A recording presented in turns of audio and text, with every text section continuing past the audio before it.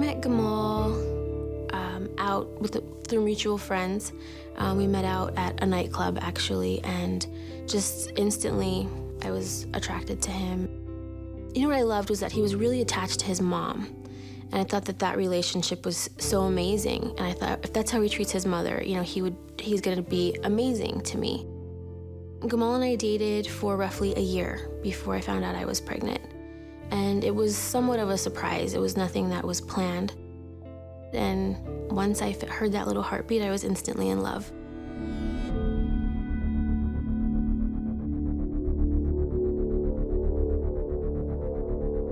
You know, it started turning into one of those things where if my mom babysat him one night when we went out, then his mom had to babysit him the next weekend. My mom wasn't gonna get more time than his mom. As Gavin got older, it turned into having to account for where we were, or how long we were gone, or how long we were gonna be at my mom's, how long we were gonna be at my friend's house. Is that really where you're at? I told Gamal that if I was ever gonna be able to move forward with my life, I was gonna have to get a restraining order against him because he was crazy. And he pulled me off the couch, and I hit my head on the floor, and he drugged me into the kitchen and got on top of me and started to strangle me. Gamal was always worried about if I was dating and who I was dating and who I was with. And that's what the argument was about. He wanted to know where I had been while he had Gavin over the weekend. He took my phone and wanted to look through the phone. And he put the phone in the bathroom, in the hallway upstairs. After he put the phone down, we began to argue about who I was talking to on the phone, and he started to hit me. Gavin came running out of his room and asked, "What are you doing, my mom?" When he saw Gavin, he picked him up and he took Gavin to the master bedroom and said, "It's okay, son, just stay here." And he put the TV on for him, and his demeanor towards Gavin was very calm. I mean, it was daddy. I was just like, okay, at that point I knew something really bad was gonna happen today.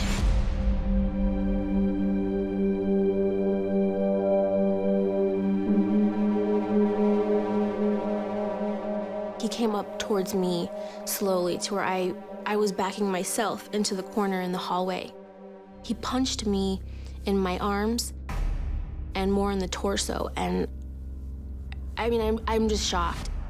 At that point, he stepped back and he punched me between my eyes with all his might.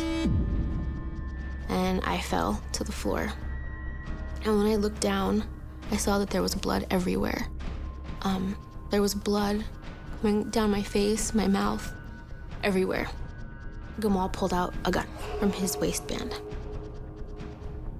And he said 3 things. He said, we were all going to die today, that we would die as a family, and that nobody else was gonna raise our son.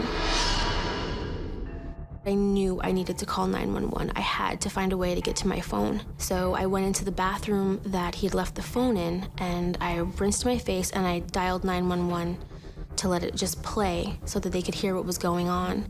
And as I walked out of the bathroom, I yelled really loud, "Look what you did to my face," so that 911 would already know I'd been hit. And at that point, I realized how bad it was. I mean, it was split down to the bone. And it seems like immediately there was a ring, the doorbell rang. And Gamal said, "Did you call the cops?" And I told him, "You have my phone. There's no way that I could have called the cops." So he takes me at gunpoint into the spare bedroom, which faces the front of the house, and the cops were outside. And Gamal opened the window and he waved the gun, and he told the cops that they had till the count of 10 to get out of there, or that he was gonna kill his family. When we got downstairs, there was a gas can to the right of the staircase, and our kitchen was to the right, the living room was to the left. So Gamal began to douse the kitchen in gasoline. At this point, I am just screaming, "Don't do this," with Gavin upstairs by himself. "Let me get the baby." Gamal is just telling me to shut the F up, shut up. And he insisted that he was not going to get Gavin, just to shut up. I had to make a move. This was the only way I was gonna get him away from Gavin. I knew I was gonna die. I knew I was gonna die, but I also knew I was gonna die saving my son. So I ran, and I made sure to slam the door behind me so that I could create a barrier and give me a chance to get ahead of him. When I got to the end of the driveway, I realized the cops were gone. I had seen them what seemed like 30 seconds prior, and they were gone.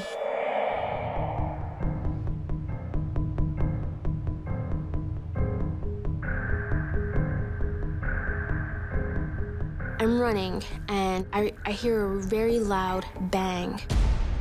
And I know that it felt like rocks were being thrown at my back. I was shot once in the arm.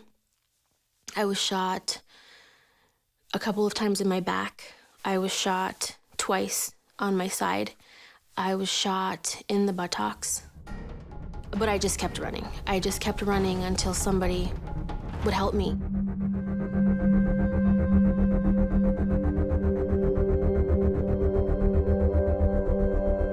And I told her a couple more times just to call 911. But I didn't want to leave until I knew they had gotten Gavin out. And that was the last thing I remember saying to her before waking up in the ambulance.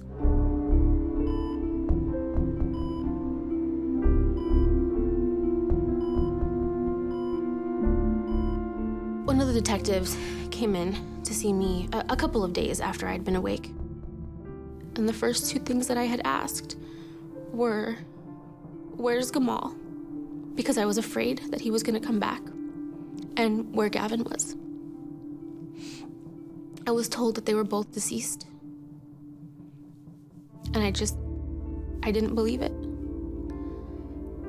I had to be told numerous times that they were both gone. I was told that Gamal was able to let off 11 to 12 rounds. He shot Gavin once in the head. And he shot himself right here. I survived because I have to keep my son's memory alive. I have to keep his name alive. My family needs me. I can't imagine what my family would have gone through to lose both of us. Gavin was an amazing child. It's difficult to try to sum him up in a couple of words, but I tell everybody he was really special, and I don't say that just because he was mine.